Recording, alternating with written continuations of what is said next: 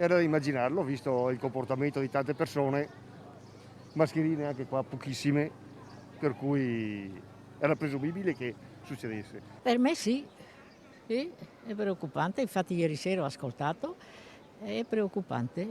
È giusto che il governatore Zaia sia più rigoroso. La ripresa del contagio da Covid-19 preoccupa i bellunesi. Solo una settimana fa l'allarme in provincia per un nuovo focolaio a Feltre, che attualmente conta 9 persone positive, diverse decine a casa in isolamento fiduciario. La situazione è sotto controllo e il direttore del Dipartimento Prevenzione di ULSS Dolomiti, Sandro Cinquetti, ha ricordato come sia fondamentale restare a casa pur in presenza di poche linee di febbre.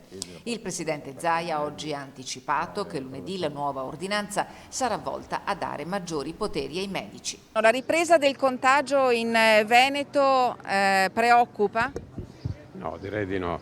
Se ci stiamo attenti, giustamente. Sono stata al mare, però purtroppo ho visto tanti assembramenti, questo sì, devo dire la verità.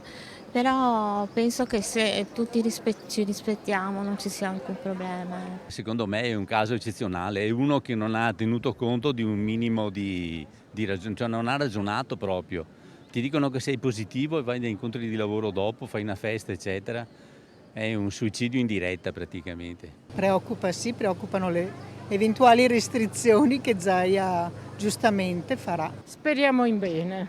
Speriamo anche nei buoni comportamenti delle persone. Esatto, sì, speriamo perché vedo tanta gente tutta senza.